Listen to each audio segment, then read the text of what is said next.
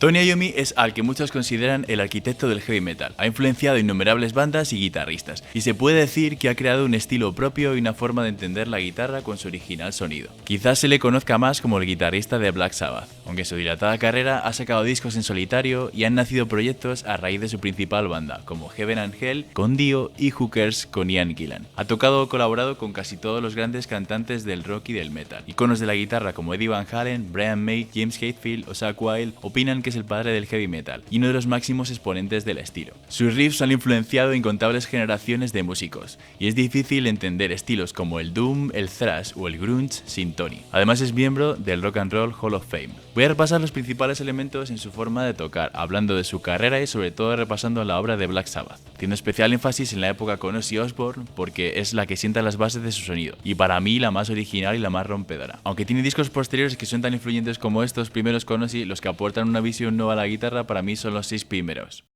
Los inicios de Tony fueron muy humildes. A los 10 años se muda a Aston, Birmingham, y sus padres tienen una tienda y se pasan la vida trabajando. Le compran su primera guitarra y empieza a dar sus primeros conciertos, aunque realmente lo que quería era tocar la batería, pero era demasiado cara, así que no se la podían permitir.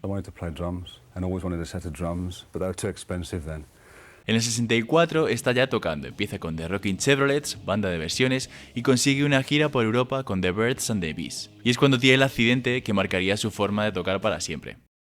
El último día de trabajo le asignaron una máquina que no controlaba. En la pausa para comer, volvió a casa y le dijo a su madre que no iba a volver al trabajo. Pero la madre le dijo que terminara su jornada. Así que volvió, con tan mala suerte que la máquina le rebanó la punta de 2 dedos. Le operaron, pero tenía los huesos muy cerca de la piel y le dolía al tocar. Así que pensó que su carrera había terminado. Poco después, uno de los jefes le llevó un disco de Django Reinhardt y le dijo que este guitarrista tocaba a pesar de los problemas que tenía en una mano, lo que le animó a retomar la guitarra. Es en esta lucha contra la adversidad cuando va a encontrar su sonido. Tuvo que empezar a hacerse unas prótesis, primero de plástico, que luego fueron evolucionando hasta que cogió trozos de una chaqueta de cuero. Como resultado, comenta que hay acordes que no puede tocar. Le sigue doliendo si hace mucha fuerza contra las cuerdas y empezó a usar más el dedo meñique y evita bendings en la medida de lo posible con los dedos mutilados. Las prótesis las llama thimbles, que se traduciría como dedales. En retrospectiva, dice que lo fácil sería haber empezado a tocar la guitarra como un diestro, pero en esos días le parecía una mala idea porque no quería empezar de cero. Como consecuencia, empieza a buscar un calibre de cuerdas menos exigente y más fino, que no existía en esa época. Por lo que empezó a usar cuerdas de banjo, a veces en las cuerdas 1 y 2, y el resto lo fue sustituyendo y fue experimentando con diversas configuraciones. Como por ejemplo en la cuerda 6 pondría una cuerda 5, en la cuerda 5 pondría una cuerda 4 y las iría sustituyendo así sucesivamente. Por lo que tendría un calibre que estaría menos duro al tocar, digamos, y la acción sería más blanda y no tendría que hacer tanta fuerza. Durante mucho tiempo habló con fabricantes de cuerdas para hacer calibres más finos, pero a nadie parecía interesarle, hasta que Picato Strings en Gales le hizo las cuerdas que pedía. I found this company in Wales called Picato, and they said, we'll make them for you. So they made me my own sets of these light gauge strings. Tony es un firme defensor de que con unas cuerdas finas puedes tener un sonido grueso y pesado. Estos son los juegos de cuerdas que usa Tony en la actualidad, y después de un tiempo trabajando con Iommi, la compañía de cuerdas, la Bella Strings, los puso a la venta. Y esto va a sentar las bases del sonido de Black Sabbath y de Tony. Unos 6 meses después del accidente, conoce a Bill Ward, futuro batería de Black Sabbath, y se une a su grupo The Rest en 1966. Al poco, este grupo se deshace y se une a Mythology, que les falta un batería, y rápidamente habla con Bill para que entre en el grupo. A Mythology les va bien hasta que tienen un problema con drogas. Un traficante había dejado, según Tony y Bill, unos maletines en la casa donde vivían. La policía hace una redada y ellos, que no sabían qué contenían los maletines, son detenidos. Aunque les sueltan porque comprueban que no se dedican al narcotráfico, su reputación se ensucia. Y en esos días, si te asociaban con drogas, no te querían contratar en los clubs, por lo que el grupo se deshace al no poder tocar, y Tony vuelve a vivir a casa de sus padres. Entonces, Bill y Tony empiezan a buscar miembros para formar otro grupo, y ven un cartel que decía esto. We saw this advert in town, Ozzy Zig requires gig, you see. Lo de Zig, en teoría Ozzy se lo inventó ese día. Y con ese cartel le contactaron tanto Geezer como Tony y Bill, y fueron directamente a su casa. Con Geezer estuvo un tiempo antes tocando, pero no funcionó y decidieron dejarlo. De hecho, Ozzy estaba pensando en dejar la música porque estaba sin rumbo en casa de sus padres a los 20 años. Hasta que un día pasaron Tony y Bill, que estaban en una situación bastante similar. Querían vivir de la música, pero su banda Mythology no tenía futuro. Tony, en cuanto le vio, pensó que no quería tocar con Ozzy, porque de hecho le conocía de la escuela y pensaba que era un payaso, porque era el típico que iba haciendo gracias y tal, y no le tenía en mucha estima, ¿no? Aunque lo cierto es que Ozzy consiguió hacerle cambiar de idea, posiblemente porque estaban los dos en la misma situación, buscando, digamos, un proyecto para salir de Aston.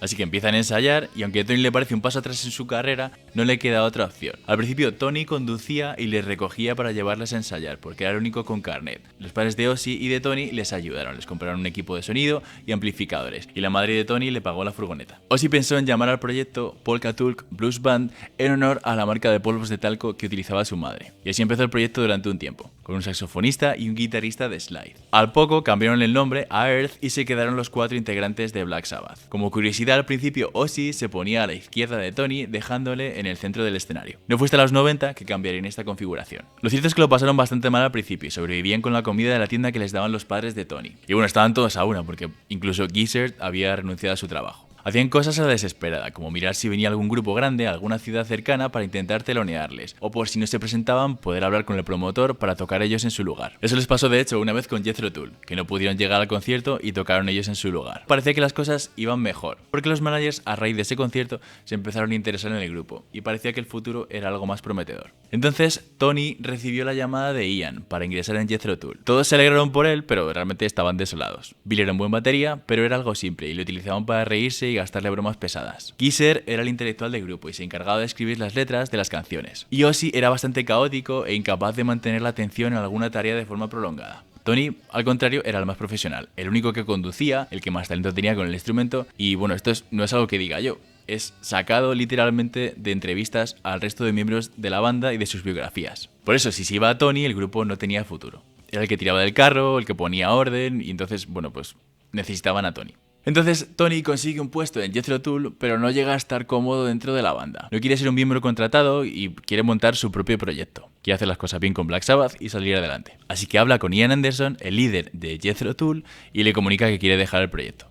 Ian lo entiende, pero le dice que toque al menos con ellos en el evento de los Stones Rock and Roll Circus, porque va a ser muy difícil encontrar un reemplazo para esas fechas. Este evento incluía a los Who, a John Lennon, por supuesto a los Stones, a Clapton y un montón de músicos. Y ahí, curiosamente, podemos ver a Tony con una Stratocaster blanca, lo cual parece surrealista a día de hoy, ¿no? El breve paso de Tony por Jethro Tull realmente cambia los inicios de la banda. Habla con el resto de miembros y les dice que se tienen que tomar las cosas en serio, levantándose pronto, con unos horarios bastante duros de trabajo, y empiezan a consolidarse como grupo. Found the others up and said, let's get back together. So we did. And it was me then, right, I'll pick you up at 9 o'clock in the morning. And I was the only one that could drive. So it was me that had to go and pick everybody up to rehearse. But it worked. Así que este enfoque profesional del principio o de los inicios de Black Sabbath se debe en parte a Jethro Tull. Y bueno, obviamente al paso de Tony por esta banda. Entonces se reengancha en Black Sabbath y tiempo después a Tony se le ocurre que si la gente va a ver películas de miedo, ¿por qué no hacer también canciones que evoquen la misma sensación? In those days, Geezer and myself used to go and watch a lot of horror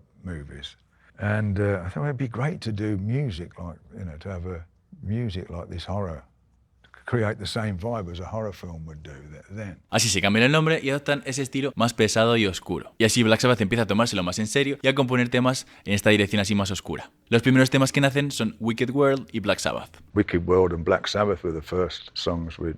Y la primera actuación como Black Sabbath es el 30 de agosto de 1969. Por aquella época habría que señalar que estaba de moda el ocultismo. Acababan de ocurrir los asesinatos de la familia Manson y era un momento ideal para que un grupo hiciera este tipo de música, hablando del diablo y de ocultismo, porque generaría mucha controversia. Al poco empiezan a girar por Europa, consolidando su directo y, bueno, consolidándoles a ellos como banda. Llegan a hacer 4 o 5 pases al día, 4 o 5 días a la semana de media, con un salario bajísimo. Para que os hagáis una idea, por ejemplo, de la situación, en Suiza solo les daban leche y salchichas para comer. Y tenían tan poco dinero que Geezer, que era vegetariano, tenía que comerse las salchichas porque no tenían dinero literalmente para comprar comida. Es en medio de estas giras, en una jornada, cuando graban su primer disco. Y es en esta grabación cuando Tony hace el cambio de la Stratocaster a la Gibson SG, porque se rompe una pastilla mientras grababan y ya no la vuelve a usar. El primer disco de Black Sabbath es considerado el primer álbum de heavy metal y quizás la canción Black Sabbath sea la primera de doom metal. El álbum fue grabado en un solo día.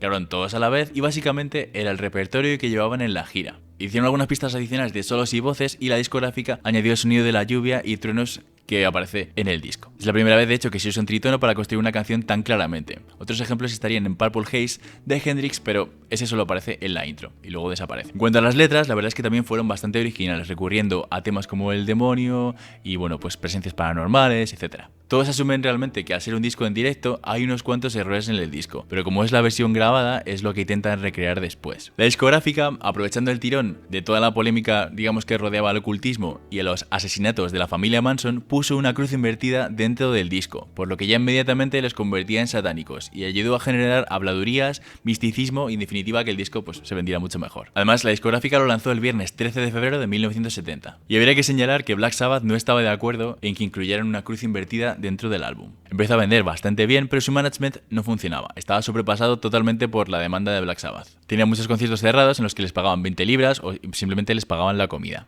Y bueno, pues empezaron a ver que podían pedir mucho más, así que bueno, empezaron a buscar otra agencia. Hablaron con Don Arden, el padre de Sharon, que sería la futura mujer de Ozzy, y bueno, que estuvo detrás de ellos intentando ser su manager. Pero les parecía demasiado directo y preferían, bueno, pues quedarse con alguien como Patrick Meehan. En retrospectiva, la verdad es que este movimiento le salió bastante mal, porque se quedaría con muchísimo dinero del grupo. En junio de 1970 ya estaban grabando su segundo disco, titulado Paranoid, y cambiaron un poco la dirección. Hay rumores de que se les estaba yendo un poco de las manos el tema del ocultismo, y por eso cambiaron, digamos, la letra de la canción War Pigs a un tema político en contra de la guerra. Originalmente esta canción se iba a llamar Walpurgis. De hecho, podéis poner esto en Google o en YouTube y bueno, pues encontraréis la canción original con las letras y veis que realmente es exactamente igual, pero Ozzy canta pues lo que os comento, ¿no? Una letra distinta. Se cuenta que se cambió por presión de la discográfica y bueno, porque estaban también un poco hartos de que se les asociase con el satanismo. Y esto conllevaba, como estaba comentando antes, es que les censuraran conciertos, que a los conciertos, bueno, fueran personas con animales para sacrificar, colectivos de brujas y bueno, un largo etcétera, ¿no? De complicaciones. La gente les seguía, les hacía misas negras, les proponían unirse a iglesias satánicas de diferentes lugares. Bueno, habitualmente iban supuestas brujas a los conciertos, cristianos quejándose de que eran satánicos y protestando. Todos, de hecho, tenían familias cristianas y no eran satánicos. Y por superstición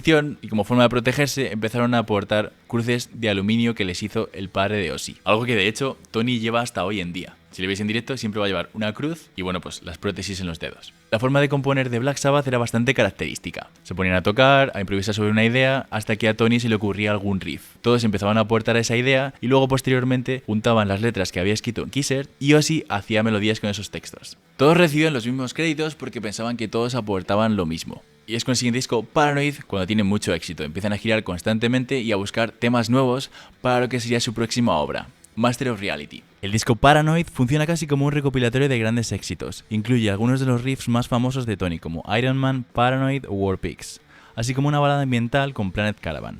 En Rat Salad siguen la estela de Cream con un solo de batería. También habría que señalar que las letras del disco son muy innovadoras, tratando temas distópicos, hablando sobre la depresión y la guerra. Quizás Paranoid sea su mejor disco por la cantidad de clásicos que contiene. Pero esto es muy relativo, ¿no? En Master of Reality se produce un hecho clave en la historia del heavy metal, y es que cambian la afinación a do sostenido, buscando un tono más grave y más pesado, haciendo a Tony Iommi principal precursor de las afinaciones graves en la guitarra, y sobre todo en el metal, que luego imitarán incontables bandas, con total vigencia hoy en día en el estilo, con bandas como Pantera, Mastodon o Gojira afinando más grave. I tuned down and it just sounded really heavy, you know, when we done Into the Void and stuff like that, and it just sounded a bigger version. So we tuned down and it sort of worked. Cuando estaban grabando, Ozzy le pasa a Tony algo de marihuana y al darle una calada empieza a toser. Y esta tos se convertiría en la intro del disco y de Sweet Leaf. El disco deja una portada mítica que luego serviría como modelo para otras bandas, por ejemplo Arctic Monkeys. Además, Master of Reality es el primer disco en el que Tony Iommi tiene 3 canciones escritas por él exclusivamente: Orchid, Embryo y After Forever. El abuso de las drogas y el cansancio de las giras les agotan, así que paran un tiempo por prescripción médica. En el 72 viajan a Estados Unidos para grabar volumen 4, así evitarían pagar tantos impuestos en Reino Unido y alquilan una casa en Bel Air, donde empiezan a consumir tanta cocaína que les empieza a pasar factura. Cada vez están más paranoicos y esto, de hecho, admiten que sería el principal detonante del principio del fin de Black Sabbath. Del Black Sabbath con Ozzy, claro. Volumen 4 es el primer disco que produce Black Sabbath y sobre todo pues Tony Iommi. En el disco aparecen riffs mucho más pesados y composiciones más elaboradas. En este disco, que iban a llamar Snowblind por todo lo opuestos de cocaína que iban, prueban diferentes cosas. Introducen una balada como Changes con Tony tocando el piano. De hecho, bueno, Tony había tocado la flauta también en la canción Solitude, pero esto, bueno, es distinto, ¿no? Porque el tema es un cambio bastante radical con respecto al todo el sonido que nos tiene acostumbrados acostumbrados Black Sabbath, empiezan también a introducir orquestas, como en Laguna Sunrise, y con FX, Tony tocaba la guitarra con su cruz totalmente colocado y le añaden unos delays, y bueno, pues como una especie de broma lo dejan en el disco. Black Sabbath en esos años no va a tener ningún miedo a la experimentación, probar sonidos diferentes y ampliar sus horizontes musicales. Además de todo eso, en el disco Volumen 4 realmente ponen las bases del doom metal, con incontables bandas siguiendo sus pasos. Es imposible no ver la influencia en el sonido que ha tenido en bandas grandes del doom como Pentagram, Saint Vitus o Candlemass. También por influencia de Sabbath, muchas bandas escogen un nombre con letras del grupo, como Electric Wizard, Orchid o Saint Vitus. De hecho, Van Halen al principio se llamaban Rat Salad en honor a la canción del mismo nombre. Finalmente lo renombran Volumen 4 porque la discográfica les dice que Snowblind es una referencia demasiado clara a la cocaína. Tony es la fuerza detrás de Black Sabbath, es considerado el líder del grupo, les sacaba de peleas, les organizaba, les daba ánimos cuando las cosas no apuntaban del todo bien y era el encargado de componer los riffs que luego iniciarían las canciones. El problema era que para cuando habían sacado Volumen 4 esta figura estaba un poco más diluida. Ya habían salido de Aston, que era su principal objetivo, y en cierto sentido estaban menos motivados. Si Tony no hacía ningún riff, el resto pensaban que ellos no podían componer algo tan bueno. Así que todo recaía en Naomi. Para cuando iban a grabar el siguiente disco, Sabbath, Bloody Sabbath, pensaban desplazarse a Bel Air de nuevo, como habían hecho con Volumen 4. Y en parte debido al cansancio y agotamiento de giras anteriores, Tony se bloquea. Las canciones no salen, los riffs no salen y al final decidieron posponer el disco y volver a intentarlo alquilando un castillo. Y es el primer día allí cuando sale de su bloqueo y se le ocurre el riff de Sabbath, Bloody Sabbath, que no es un mal riff, digamos, como para salir de este bloqueo creativo. It was always me that come up with the initial stuff, and then they'd go, "Oh, I like that," and then we'd make it into a song. I just, for some reason, I couldn't think of anything. So we decided that's it. We got to leave it and let's go back to England, have a break, and then try it again. So we went back, and then we rented a castle in Wales, and the first thing I came up with was Sabbath, Bloody Sabbath, and again that was the benchmark for that album. En este disco añaden pianos y según los miembros de Black Sabbath estaban en su cenit. Todos suelen opinar que es su mejor disco. También yo creo que las circunstancias del disco siguiente de Sabotage les harían ver, digamos, este disco de una forma más positiva aún. Para el disco Sabbath Bloody Sabbath ya se estaban distanciando en cuanto a relaciones personales se refiere, ¿no? Por el abuso de drogas y porque empezaban a surgir problemas con su manager, que les estaba estafando. Hasta ese momento, cuando querían comprar algo, se lo pedían al manager y Patrick Meehan, que era, bueno, pues su manager, se encargaba de, bueno, pues que lo llevaran a su casa o que lo gestionaran para que lo tuvieran. Y ellos realmente no sabían nada de números, ni de ventas, ni tenían dinero. Sabían que si querían algo, llamaban, ya fuera un oso embalsamado, un coche o una casa, pues al poco tiempo lo tendrían en su dirección. O tendrían las llaves, o el contrato, o lo que fuera. Todo esto hacía que no se preocupasen para nada de cómo estaban gestionando el tema económico desde la agencia. Hasta que empezaron a preguntar, bueno, pues cuánto dinero tenemos, cuánto dinero hemos ganado, y quisieron ver las cuentas. Y es en ese momento cuando se dieron cuenta de que no tenían nada más que los objetos que habían encargado. Descubren que su manager les había timado porque no tenían nada del dinero que habían ganado, y es entonces cuando le denuncian. Por esta forma que tenían de funcionar, por el que no tienen ningún tipo de acceso a dinero, digamos, directamente, ¿no? Siempre tenían que pasar por la agencia. Así que no saben cuánto dinero les estafaron. Porque realmente a ellos solo les preocupaba girar y grabar canciones y, bueno, pues tocar, básicamente. Y cuando lo consiguieron, pues no se planteaban que alguien, bueno, pues les pudiera timar o que les pudiera engañar y demás. Tampoco tenían ni idea de cómo era el negocio, de cómo funcionaba y realmente tampoco había tantos abogados musicales especializados y a quien preguntar sobre los agujeros de los contratos de la industria y tampoco se esperaban, digamos, pues este trato por parte de su manager. Así que básicamente están sin dinero y empiezan a hacer de managers ellos mismos, pero realmente es un desastre, porque no saben de negocios ni cómo llevar la banda bien y bueno, pues no confiaban en nadie en ese momento. Y es en Sabotage cuando realmente explota un poco todo, ¿no? De hecho lo llamaron así porque creían que les estaban saboteando. Se estaban quedando sin dinero y bueno, pues parecía que estaban arruinados. Tenían juicios que resolver y esta situación la refleja el álbum, por ejemplo, con temas como The Rich, criticando abiertamente al management. Se llama así de hecho por tantos decretos judiciales que les llegaban al estudio y bueno, pues a todos los juicios que tenían que acudir. A partir de esta época, Tony empieza a producir los álbumes más activamente. Aunque aparecen grandísimos temas como Hole in the Sky, Symptom of the Universe o Megalomania, muchos opinan que este supone el principio del declive de la época con Ozzy. Llamativa también es la portada, porque según Billboard no se habían puesto de acuerdo en qué ponerse y aparecieron con una estética bastante dispar. Y en su siguiente disco cambian de dirección musical. Technical Ecstasy no es un mal disco, bajo mi punto de vista, pero si lo comparamos con el estilo de Black Sabbath original puede chocar un poco, con mucho piano y recordando a Queen o Journey, más que a ese sonido pesado y oscuro característico que nos tiene acostumbrados Black Sabbath. De hecho aparece un tema cantado por Billboard y su portada también ha dado bastante que hablar. Por su influencia y su legado no es un disco legendario como sus predecesores. Ozzy ya empezaba a estar muy pasado y dejó la banda de hecho porque no le gustaba la dirección musical que estaba tomando Black Sabbath. aunque antes de entrar a grabar el siguiente disco con otro cantante, les pide volver al grupo. Le aceptan, pero es complicada la situación. No quiere cantar los temas que estaban hechos con el otro cantante, que era Dave Walker, y hay constantes choques en la banda. Esas sesiones se hacen muy cuesta arriba y por eso, de hecho, bueno, pues vuelve Bill a cantar en un tema. Este disco me parece un disco más irregular aún que el anterior y no contribuye tampoco el mal ambiente general que había en la banda y que todos estaban muy pasados por las drogas. Al final de la gira, Ozzy se queda dormido en otra habitación de hotel y se pierde un concierto. Los otros ya estaban, de hecho, bastante cansados de su desinterés y le encargan a Bill decirle que es mejor que, pues cada uno vaya por su lado. Así que después de todos los problemas que llevaban arrastrando estos últimos años, es la gota que colma el vaso y le despiden dando lugar a la era de Dio con Black Sabbath.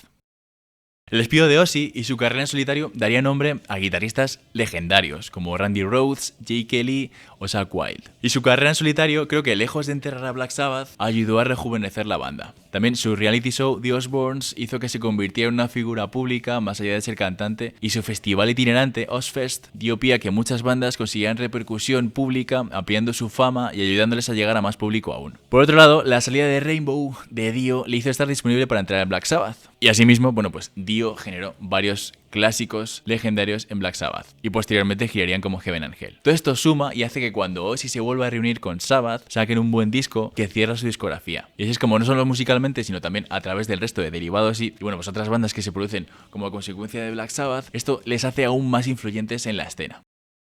Con Dio surge un renacimiento de la banda y para mí, pues se acaba el Black Sabbath clásico. Es claramente una refundación de la banda. Dio tenía una forma de componer y de acercarse a los temas totalmente diferente. Revitaliza la banda ayudando a componer y contribuyendo a las canciones de forma distinta. También Ozzy en los últimos discos había perdido el interés y las ganas, lo que en contraste con Dio motiva al resto de integrantes del grupo. Los siguientes discos con Ronnie, bajo mi punto de vista, son una clara modificación del sonido de Sabbath. Y yo creo que habría sido mejor que cambiaran el nombre a Heaven and Hell directamente, como luego harían de hecho. Igual me caen muchas piedras por esto que estoy diciendo, pero es como lo veo, ¿no? Indudablemente Heaven and Hell es un discazo y pues sigue ayudando a pulir el sonido del heavy metal que había puesto las primeras piedras este grupo hacía una década, ¿no? Volviendo a Black Sabbath, después de grabar Heaven and Hell, Bill estaba bebiendo demasiado y sumado a problemas personales hace que deje la banda y fichan a Vinny Appice. También Dio en esta época con Black Sabbath empezó a usar los cuernos como signo del heavy metal. Y es uno de los símbolos universales del metal que se populariza con esta banda. Aunque hay ejemplos de otros músicos usándolos antes, se suele nombrar a Dio como el que populariza este gesto. Este disco, con el tiempo y las sucesivas reuniones, daría nombre a esta formación, como he comentado antes. Cuando girasen con Ozzy serían Black Sabbath y cuando girasen con Dio, Heaven and Hell. Después del éxito de este álbum, empezaron a surgir fricciones en la banda. Warner les extendió el contrato y a Dio le ofrecieron hacer una carrera en solitario, y a Tony le sorprendió bastante, por lo que esto significaba realmente. Poco después sacan Mob Rules, que es muy similar a Heaven and Hell. Supuestamente, según Tony, aunque Ronnie niega esto, durante la mezcla de su álbum en directo, Ronnie iba por las noches al estudio y cambiaba lo que no le gustaba que habían hecho durante el día. Así que a Ronnie le prohibieron ir por las noches al estudio, y como consecuencia, Ronnie y Vinny dejaron la banda. Cuando Don Arden, padre de Sharon Osbourne, empezó a ser su manager, les sugirió que probaran con Ian Gillan, cantante de Deep Purple. Al principio, la idea era hacer otro grupo con un nombre diferente, pero Don les dijo que no cambiaran el nombre para facilitar las ventas. Hablaron con Bill, que ya estaba sobrio, y se unió al grupo, aunque no duraría demasiado. Born Again es un disco peculiar, con Ian a la voz, aunque para mí no es un mal disco. En el tour, como curiosidad, aprovechando que estaba Ian Gillan, tocarían Smoke on the Water. Bajo mi punto de vista, a partir de la primera marcha de Dio, empiezan unos años muy movidos para Black Sabbath, cuyo único miembro fijo va a ser Tony. De hecho, va a intentar lanzar otros proyectos con diferente nombre o lanzar su carrera en solitario, pero las discográficas, temerosas de que no venda lo suficiente, se lo prohíben y tiene que quedarse con el nombre. Como curiosidad, esta escena mítica de Spinal Tap está basada en Black Sabbath. Encargaron un decorado para la gira y les llegaron unas dimensiones descomunales. Tony dice que lo mandó en centímetros y cree que lo leyeron en pulgadas y les mandaron algo que realmente no podían transportar, así que solo usaron algunas partes. Y como otro dato curioso, mucha gente comenta que el riff de Paradise City de Guns N' Roses viene de un tema de este disco.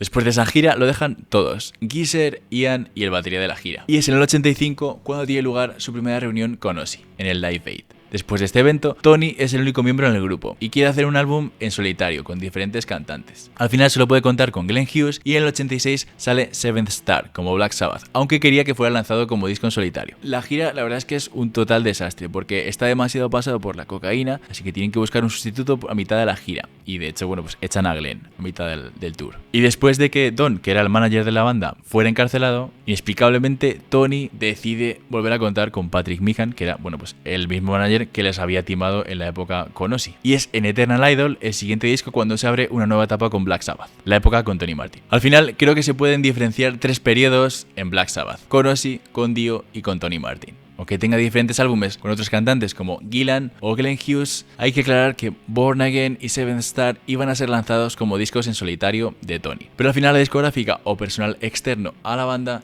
les hizo cambiar la dirección que iban a tomar, obligándoles a cambiar el nombre y bueno, o no cambiarlo de hecho y seguir con Black Sabbath, porque esto vendería más, sería más fácil de promocionar, etc. Sí que es cierto que Black Sabbath, a lo largo de su trayectoria, y Tony Iommi en particular, trabaja con los mejores cantantes del rock y del metal, pasando por Ozzy Osbourne, Ronnie James Dio, Ian Gillan de Deep Purple, Glenn Hughes, Tony Martin y Rob Halford. Con Tony Martin lleva a grabar 5 álbumes, en medio de sucesivas reuniones con diferentes formaciones del grupo. El sonido es más parecido al Black Sabbath de Dio que el original con Ozzy. Son años bastante movidos en cuanto a formación, demasiados cambios y realmente sería muy tedioso comentar y resumir aquí, con miembros entrando y saliendo del grupo sucesivas veces y los trabajos discográficos que para mí menos repercusión han tenido. También porque tampoco han sacado sucesivas reediciones de los discos, como por ejemplo sí que han hecho con la etapa con Ozzy, ¿no? Y han tardado mucho tiempo en estar en plataformas digitales, no como el resto de discos del grupo, lo que sin duda pues realmente no ha ayudado a popularizar estos álbumes. Poco después, como Geezer había hecho algunas apariciones en directo con Dio y Black Sabbath, al final se juntan y graban The Humanizer en el 92. Haciendo bueno pues que Tony Martin salga del grupo. En el 92, Ozzy se iba a retirar con su gira No More Tours, y la idea era que el Black Sabbath le teloneara. Y al final es Rob Halford el que canta porque Dio se negó a telonear a Ozzy. Como Dio se marcha por este evento que acabo de comentar, necesitan volver a contar con Tony Martin y graban su siguiente disco. Y en el 95 sacan Forbidden, un nuevo disco que realmente sería el último con Tony Martin, con una producción realmente bastante lamentable. Quizás sea el peor disco de Black Sabbath. Durante todo este periodo, con la formación original, tienen bastantes intentos de reunión, y es con los Fest en el 97 cuando vuelven a girar con la formación original y lanzan un disco en directo en el 98 titulado Reunion. También graban algunos temas nuevos, por ejemplo Psycho Man y Selling My Soul, y la idea era producir algunas canciones nuevas con Rick Rubin, pero al empezar The Osbournes, el reality show de Ozzy, la idea se abandona hasta 2013. Después Tony, para no estar ni un segundo quieto, en el año 2000 saca Iommi, su disco en solitario, con diferentes colaboraciones y músicos invitados, y también saca Fused con Glenn Hughes. Más tarde se reúne con Dio, con Geezer y con Vinnie y forman Heaven and Hell para no girar con el nombre de Black Sabbath, y graban el disco The Devil You Know, y giran hasta que Ronnie muere de un cáncer de estómago. En 2011 empiezan a verse con Ozzy para volver a grabar, y Iommi también lanza un proyecto benéfico con Ian Gillan llamado Who Cares. En 2012 a Tony le diagnostican un linfoma y tienen que cambiar la organización de la gira y la grabación del nuevo disco. No obstante, consigue salir adelante para cerrar la trayectoria de la banda, con una gira mundial que llega hasta 2017 y que despide a Black Sabbath de los escenarios. El disco con Ozzy para mí es un gran cierre a su discografía, con una vuelta a sus orígenes musicales. Los últimos años, Tony se ha dedicado a remasterizar álbumes de Black Sabbath, colaborar con Gibson en sus guitarras Signature y hacer colaboraciones de diferentes maneras con músicos y amigos. Tony en cada disco sienta las bases de cómo experimentar con riffs en diferentes zonas de la guitarra, ampliando con cada lanzamiento las posibilidades del instrumento, convirtiéndose en el prototipo para muchos subgéneros de metal. Bajo mi punto de vista, en el Black Sabbath de los 70 con Ozzy, sobre todo los 6 primeros discos, como ya he comentado muchas veces, se escucha mucha experimentación, un sonido más propio y una innovación en la guitarra que no se había visto hasta entonces. Los discos con las posteriores formaciones ya sin Ozzy Osbourne son para mí grandes discos, pero guitarrísticamente no están a la altura de los 6 primeros con Ozzy, aunque en algunos Tony toque más rápido o toque más técnicamente. Cuando cambian de formación se notan las influencias de los 80 por los solos y el enfoque guitarrístico de esa década. Habrá fans del Black Sabbath de esta época y sin duda ayuda a cimentar el heavy metal definitivamente, pero musicalmente no ofrece nada muy diferente, y creo que a partir de esos años el estilo de Tony Iommi está un poco más diluido por las influencias de toda esa corriente, todas esas bandas, y no me parece tan reseñable, ya que si queremos ver su estilo y su aportación a la guitarra miraremos más los riffs de Black Sabbath con la formación original. Tampoco creo que Black Sabbath haya creado solamente el heavy metal o el metal como estilo, y digamos que esto me parece pues una contribución de muchas otras bandas que podrían ser pues Deep Purple, Led Zeppelin y sobre todo pues antes de ellos Cream, Hendrix y un sinfín de músicos. Dicho esto, es innegable que tiene muchísimo peso en el nacimiento del metal, tanto bueno pues por cómo lo toca, por los estilos que influencia y que abre camino a sonidos que no se habían imaginado antes, como pues por ejemplo las afinaciones más graves y la oscuridad y pesadez de su música. Han sido llamados los Beatles del heavy metal por su amplia influencia en otras bandas del estilo y por todos los palos que tocan. El thrash metal puede que tenga un origen en Symptom of the Universe, el Doom en Electric Funeral o Black Sabbath, y el heavy clásico sin Heaven and Hell creo que estaría un poco más huérfano. También podemos encontrar muchísimas bandas dentro del stoner como Sleep o Kyuss, que es imposible no relacionarlas con las afinaciones graves y los riffs pesados de Tony. Kyuss, que mucha gente no los conoce cuando lo comentó en clase, pero bueno, es la banda anterior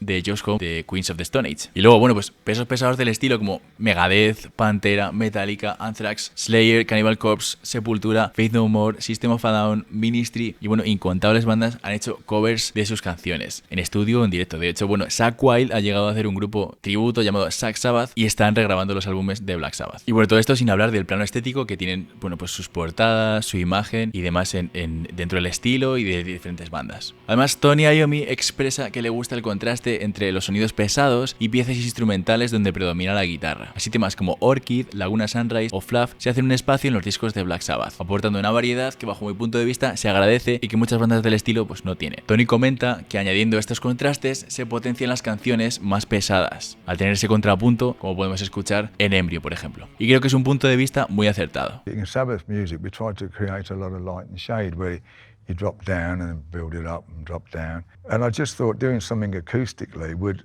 give it a break instead of it all being all the way through.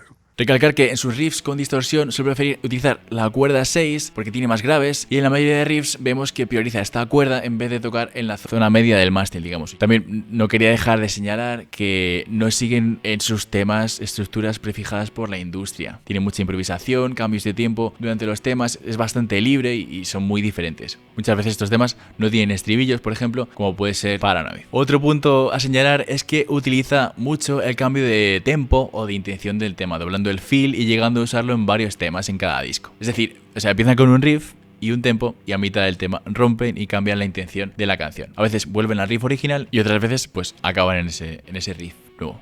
Esto lo podemos escuchar en Black Sabbath, Electric Funeral, Hand of Doom, Snowblind, Into the Void, Sweet Leaf, Cornucopia, Under the Sun y más, ¿no? Que hay. Big part of Sabbath was not only the heaviness of it, but doing tempo changes and different timings and stuff. A continuación voy a comentar qué elementos utiliza en sus riffs. Riffs con pentatónicas y blue notes como Into the Void,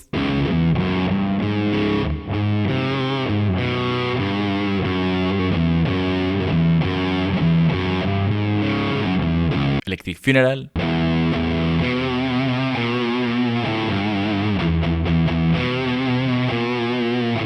y así como asociamos las cuartas con Ritchie Blackmore, es muy común asociar las quintas con Tony. Así que riffs con quintas como Iron Man,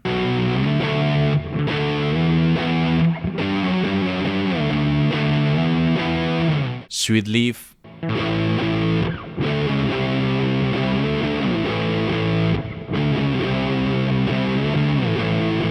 riffs en los que aparece un tritono como Black Sabbath,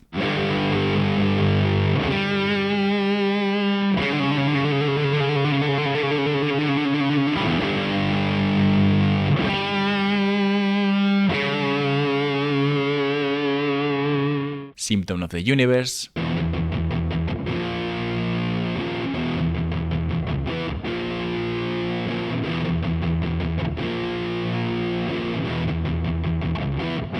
riffs con ligados,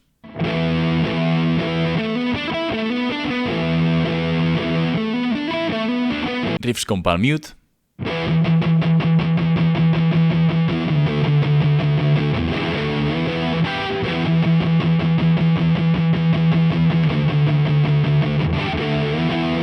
riffs con cuerdas al aire,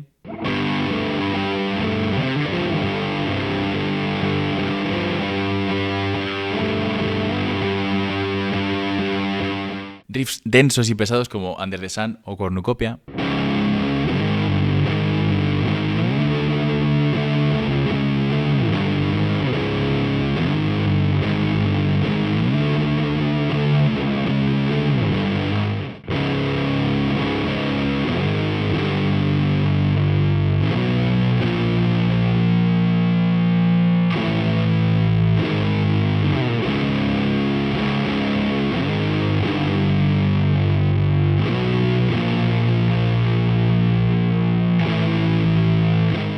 el uso de arpegios,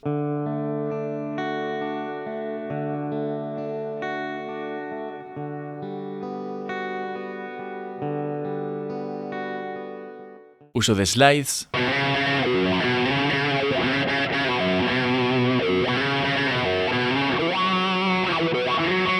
patrones rítmicos característicos y shuffle como Children of the Grave,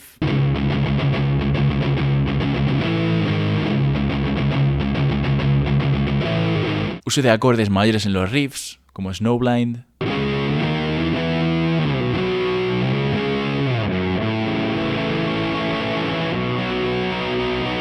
riffs con cuartas,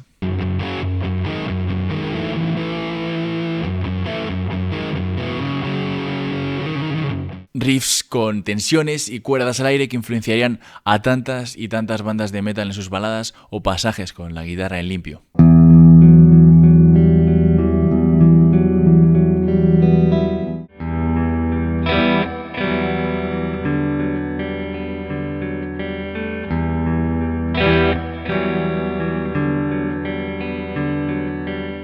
Riffs con nota pedal en la cuerda 6 o en la cuerda 5, como Into the Void, After Forever, Snowblind o Hole in the Sky.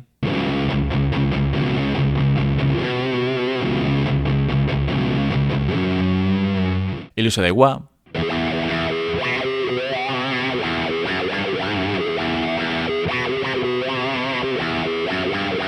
Riffs algo funkies, como el Electric Funeral. Uso de afinaciones graves, en re estándar o do sostenido estándar sobre todo.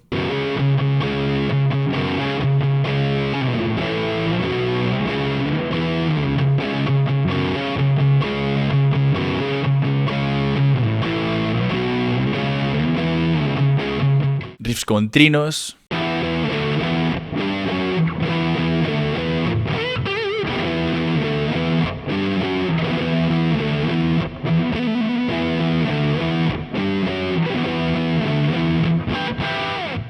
Y por último, bueno, pues como he comentado antes, el uso de breakdowns en los temas para subir o bajar la velocidad de las canciones.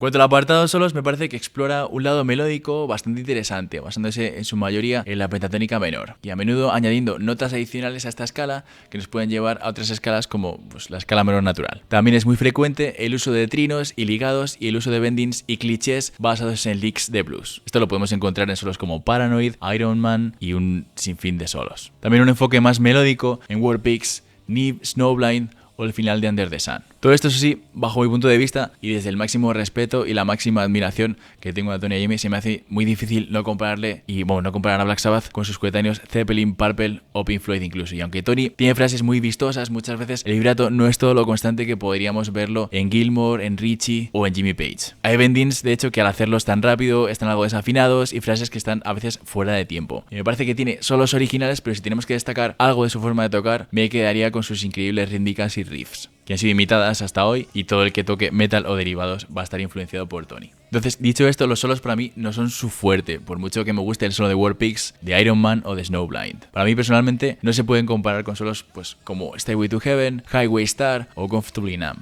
ya sea por el tiempo, por solidez, por la estructura que tienen los solos o por la seguridad que me transmiten las notas, y el vibrato, la afinación de los bendings y demás. Sí que es cierto que en los 80 y en los 90 se actualiza, que no es algo que hagan muchos guitarristas y había que tener en cuenta, obviamente. También el hecho de que en algunos solos añade otra línea de guitarra adicional, como en Killing Yourself to Live o Sleeping Village, para mí lo que hace es restar fuerza a la voz principal, y de cara a que el solo tenga una melodía memorable, como que lo dificulta un poco. También, por supuesto, no hay que dejar de lado, y quizás esto es lo más importante, que habría que tener en cuenta que parte de una completa situación de desventaja. Primero por tener su accidente, después por tener que volver a aprender a tocar y por todas las dificultades que va a encontrar, bueno, pues con el dolor en sus dedos y su incomodidad a la hora de tocar. No siente nada en los dedos, al contrario que todos nosotros. El hecho de que lleve unas prótesis que tuvo que hacerse él en un principio, bueno, pues tiene un mérito que para mí no se puede cuantificar y se merece todo mi respeto y admiración. Además, el luchar contra el dolor por tocar, o sea, el tener que fabricarte tú mismo las prótesis, primero de plástico y luego de cuero, que tuvo que ir mejorando sucesivos pasos, tener que aprender a tocar con ellas, me parece ya como hacer algo imposible dentro de lo imposible.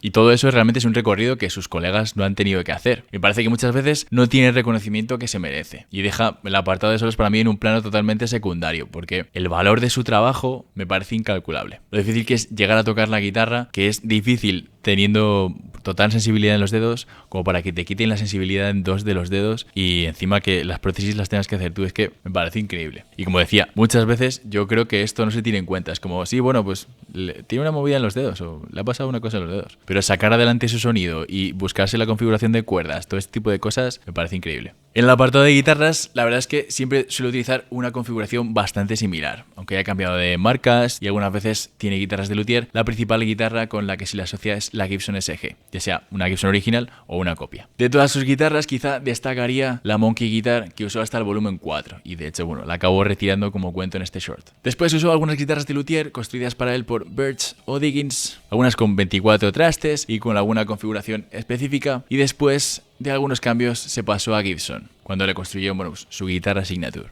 Y nada, hasta aquí el vídeo sobre Tony Iommi. Espero que os haya molado, que hayáis aprendido algo y nos vemos en el próximo.